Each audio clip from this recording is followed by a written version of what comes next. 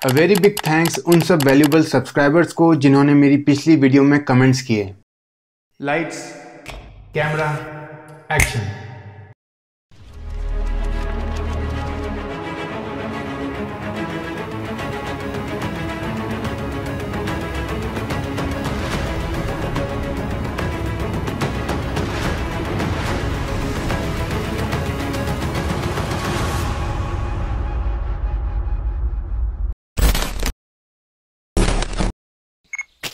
Under display camera.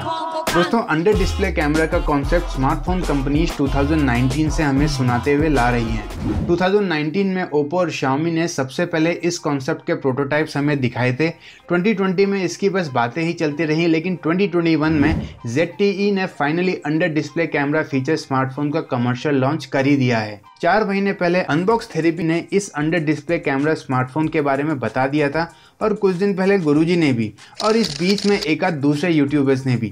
खैर, बात यह है कि टेक वर्ल्ड में इस नई टेक्नोलॉजी को लेकर बहुत हाइप मच गई है कि यार स्क्रीन के नीचे कैमरा है और वो पूरा काम अच्छे से भी करेगा, ये सब कितना नया और लेटेस्ट है। लेकिन ये कॉन्सेप्ट नया नहीं है और टेक कंपनीज इसके बारे में बता भी नहीं रही हैं। इस स्क्रीन के नीचे कैमरा वाले कॉन्सेप्ट को यूज़ किया जाता है अंडर डिस्प्ले फिंगरप्रिंट स्कैनर में, जहां कैमरा सेंसर को स्क्रीन के नीचे लगाया जाता है जो आपकी उंगली के फिंगरप्रिंट को ऑप्टिकली स्कैन करता है। और इस कैमरा के लिए उसके ठीक ऊपर की स्क्रीन को ट्रांसपेरेंट रखा जाता है और यही फंडा अंडर डिस्प्ले कैमरा के लिए भी यूज़ होगा।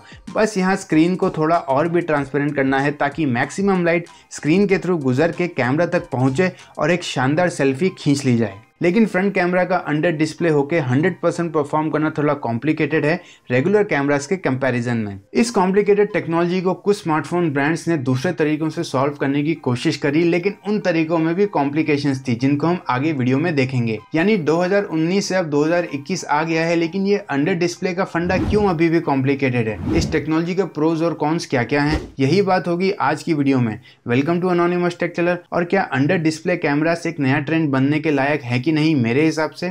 आओ बताता हूं।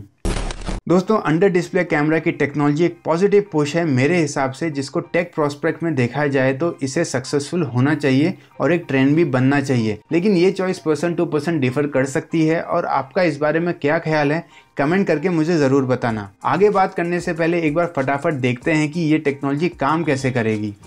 अंडर डिस्प्ले कैमरा को अच्छा परफॉर्म करने के लिए सबसे पहले चाहिए अमोलेड या ओलेड डिस्प्ले, क्योंकि IPS LCD जैसे डिस्प्लेस में बैकलाइट की वजह से स्क्रीन को ट्रांसपेरेंट बनाना मुश्किल है। और इस टेक्नोलॉजी को सक्सेसफुल होने के लिए ट्रांसपेरेंट स्क्रीन का होना बहुत ज़रूरी है ताकि स्क्रीन के नीचे बैठा कैमरा अच्छी तरीके से लाइट ले पाए और एक बेहतर इमेज क्वालिटी डिलीवर कर सके। अमोलेड या ओलेड डिस्प्ले में हर एक पिक्सल को रिक्वायरमेंट के हिसाब से अलग अलग ऑन या ऑफ स्विच किया जा सकता है और इस तरह कैमरा के ठीक ऊपर की स्क्रीन के पिक्सल्स सेल्फी लेते वक्त ऑटोमेटिकली ऑफ हो जाते हैं, जिससे स्क्रीन ट्रांसपेरेंट हो जाती है और लाइट उसके नीचे बैठे कैमरा तक पहुंच पाती है और कैमरा फोटो या वीडियो ले पाता है। साथ में अमोलेड और ओलेड डिस्प्लेस बाकी दूसरे सस्ते डिस्प्ले से थोड़े और पतले होते हैं, जिससे डिस्प्ले की ट्रांसपेरेंसी लेवल इंक्रीज हो जाती है। और यही इंपॉर्टेंट है, जितना स्क्रीन या डिस्प्ले ट्रांसपेरेंट होगा उतनी लाइट उससे पास हो पाएगी और जितनी ज़्यादा लाइट पास होकर कैमरा के सेंसर तक जा पाएगी इमेज क्वालिटी उतनी ही अच्छी आएगी।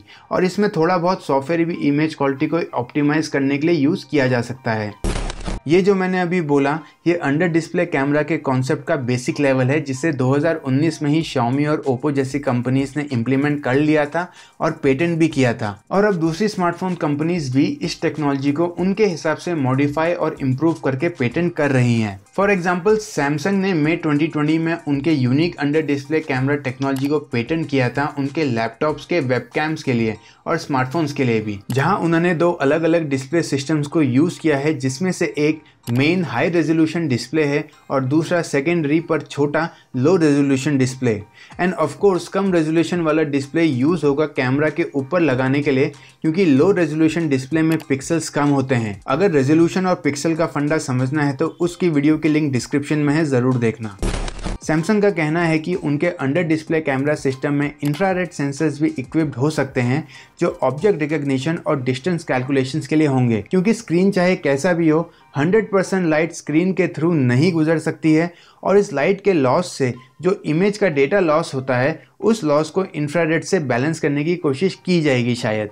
ऐसे पेटेंट्स लेटेस्ट सोल्यूशन है अंडर डिस्प्ले कैमरा की कॉम्प्लिकेशंस को सॉल्व करने के लिए और एक बेजल-लेस स्क्रीन पाने के लिए। लेकिन इस बेजल-लेस स्क्रीन कैमरा के सपने को पूरा करने की कोशिश पहले भी की गई थी। सबसे पहले आया मोटराइज पॉपअप कैमरा, जिसे इंट्रोड्यूस किया वीवो ने साल 2018 में। इस सिस्टम में यूजर्स को पूरी स्क्रीन मिल तो जाती है, या क्या कहते हैं उसको, बेजल स्क्रीन मिल जाती है, लेकिन यहाँ कैमरा के मोटराइज सिस्टम की ड्यूरेबिलिटी पे पूरा भरोसा नहीं किया जा सकता। मोटर सिस्टम खराब होने के साथ साथ इस सिस्टम को फिट करने के लिए स्मार्टफोन की थिकनेस भी बढ़ जाती है। फिर आए रोटेटिंग कैमरास, स्लाइडर कैमरास और फ्लिप कैमरास, जिनकी प्रॉब्लम्स ऑलमोस्ट पॉपअप कैमरा जैसी ही थी। फर्क बस इतना था कि ये थोड़े और कॉम्प्लिकेटेड थे, और फिर ये दोनों तरीके फेल हो ही गए। मतलब इतना कुछ ट्राई करने के बाद आया अंडर डिस्प्ले कैमरा का कॉन्सेप्ट बेजल-लेस स्क्रीन के लिए, जहां सेल्फी लेते वक्त कैमरा के ऊपर के स्क्रीन के पिक्सल्स ऑफ हो जाते हैं और स्क्रीन ट्रांसपेरेंट हो जाती है और फोटो अच्छी आती है, पर इतनी भी अच्छी नहीं। और बाय द वे, अगर ये वीडियो आपको पसंद आ रही है तो चैनल के सब्सक्राइब बटन पे एक क्लिक बड़ी ही शानदार बात होगी। अनबॉक्स थेरेपी में जब ZTE के अंडर डिस्प्ले कैमरा वाले स्मार्टफोन के सेल्फी कैमरा को टेस्ट किया गया तो इमेज और वीडियो क्वालिटी थोड़ी सी क्लाउडी थी, जिसे सॉफ्ट इमेज या सॉफ्ट वीडियो भी कहते हैं। इमेज क्वालिटी ठीक थी पर बेस्ट नहीं थी, और आजकल जो बजट स्मार्टफोन सेल्फी क्वालिटी देते हैं उससे भी बेटर नहीं थी। साथ में फ्रंट कैमरा की प्रेजेंस भी स्क्रीन के थ्रू देखी जा सकती है कई बार, खासकर जब स्क्रीन बहुत ही ब्राइट हो। और ये इनविजिबल फ्रंट कैमरा के कॉन्सेप्ट को पूरा नहीं करता और देखने में भी कुछ खास अच्छा नहीं लगता। इसकी अगली प्रॉब्लम है कि सेल्फीज में स्क्रीन के पिक्सल्स भी आ सकते हैं, जो आपकी सेल्फीज को एक कॉपीराइट पैटर्न जैसा लुक देता है, और डिस्टर्बेंस भी, जो है तो बड़ी छोटी डिटेल और सब इसको नोटिस भी नहीं कर पाएंगे, बट फॉर श्योर ये किसी को नहीं चाहिए होगा। दोस्तों, इस टेक्नोलॉजी में स्क्रीन सबसे इंपॉर्टेंट रोल प्ले करती है, और ये स्क्रीन एक्सपेंसिव भी है। और अगर गलती से स्क्रीन टूट गई, डैमेज हो गई या हेवीली स्क्रैच्ड हो गई तो यूजर को इस प्रॉब्लम को फिक्स करना बहुत महंगा पड़ सकता है।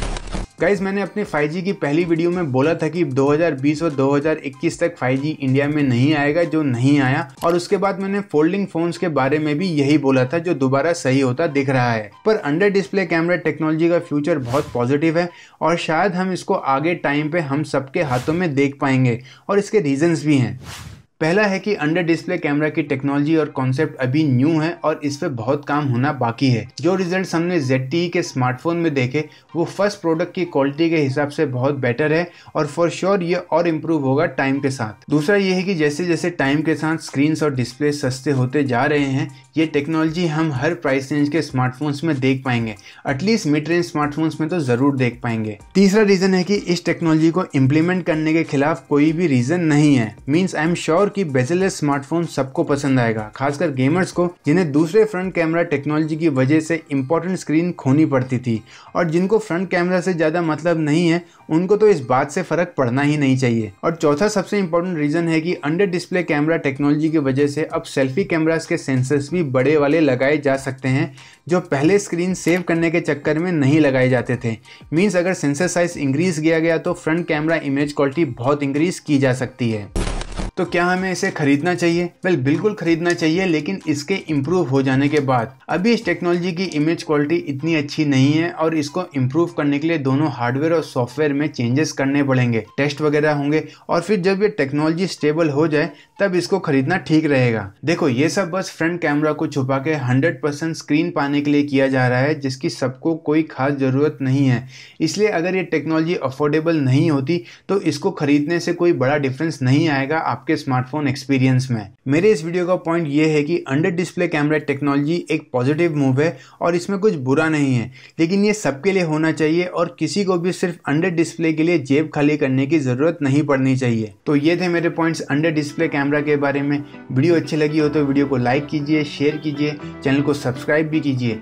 थैंक्स फॉर वॉचिंग, और ऐसी ही इन्फॉर्मेटिव और इंटरेस्टिंग टेक वीडियोस के लिए stay tune to anonymous tech Taylor.